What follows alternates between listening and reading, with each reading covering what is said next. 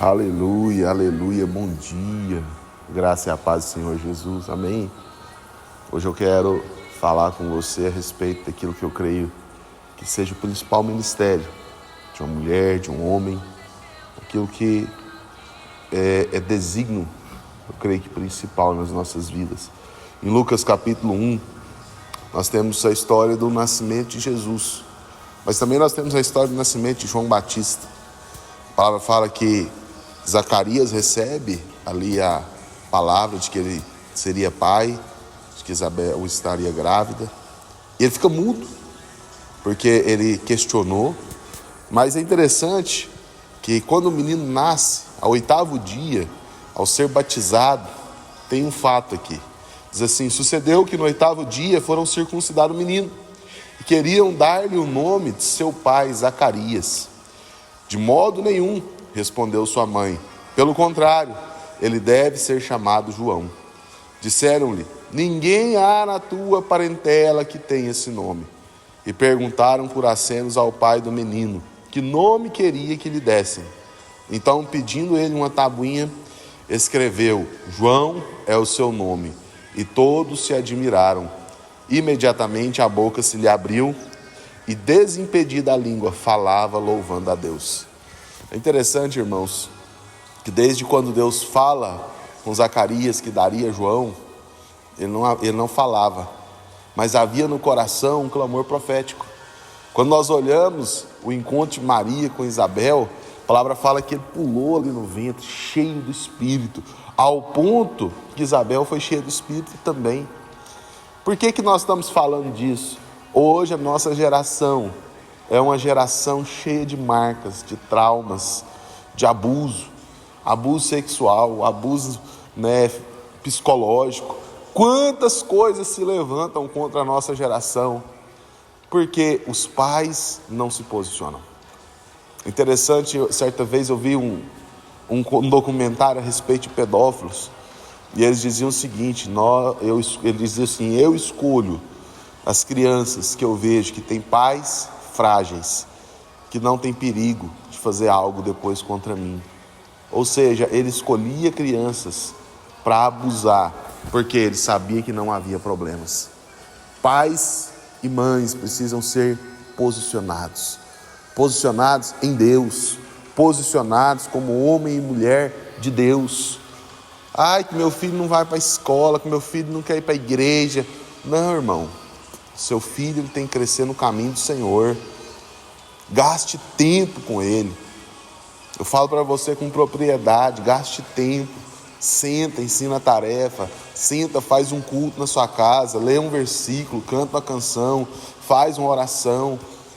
Não pense que você falar, você precisa orar, você precisa falar com Deus, vai resolver. Não vai. O que resolve é o exemplo, é você sentar e fazer junto, e fazer todos os dias. Observe circunstâncias que colocam seus filhos em risco.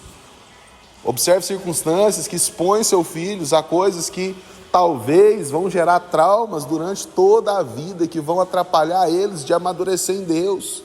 Quando nós olhamos para Sansão tinha um ministério grande, poderoso. Deus chamou ele, e Deus falou para o pai que tinha chamado, mas ali a gente tem um pai frágil, um pai com medo.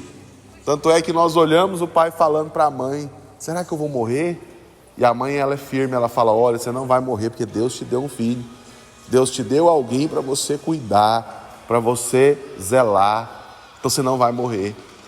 Mas o que nós observamos? Sansão não podia participar da festa da uva, não podia comer uva, mas ele cresce traumatizado. Ele olha para o ministério, ele olha para o chamado dele como um peso. Por quê? Porque eu não posso participar. Talvez Sansão sofreu alguns abusos psicológicos, cabelo de mulher, esse cabelão, que coisa horrorosa. E aqui é onde o pai deveria estar presente e reforçar: se é um homem de Deus, você não participa das coisas que os outros participam, porque você tem um chamado de Deus.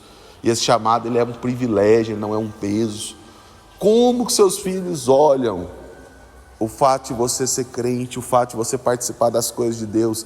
É um peso ou é uma alegria? Isso é importante, irmão. É importante porque você precisa passar a imagem correta para ele. Nós compartilhamos, a palavra está aqui no grupo, eu enviei ontem. Qual a imagem que você tem das coisas de Deus? Porque a imagem que você passa para eles, ela é importante. Pastor, meu filho já é adolescente, meu filho cresceu e eu perdi esse tempo. Sabe, irmão, você não perdeu. Em tudo o Senhor pode te restituir. Em tudo o Senhor pode fazer. Coloca diante de Deus. Coloca diante do Senhor, ora por Ele. Se posiciona. Sempre é tempo de buscar. Sabe, nós vivemos uma geração onde o principado, onde a potestade tem trabalhado para sexualizar a criança, para destruir lares, para destruir famílias. Se posicione. Quando nós olhamos aqui, Zacarias fala, vai chamar João. Por quê? Porque naquela época não existia esses nomes de João, não existia ninguém que era assim, mas Deus tinha falado com ele tinha uma palavra.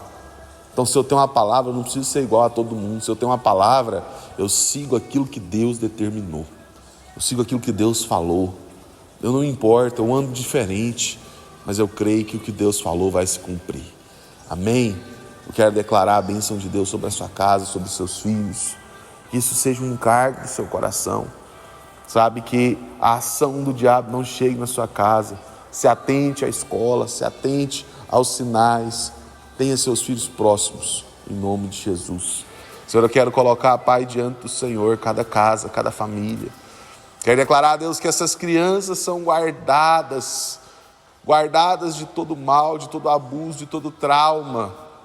Que o Senhor venha permitir que elas cresçam na graça, no conhecimento, na alegria do Senhor. Que haja vida, que haja o fluir do Senhor sobre cada casa. Eu declaro Satanás repreendido, toda ação do diabo repreendida, cai por terra agora, em nome do Senhor Jesus. Eu abençoo cada família, cada criança, em nome de Jesus. Amém e amém. Que Deus te abençoe.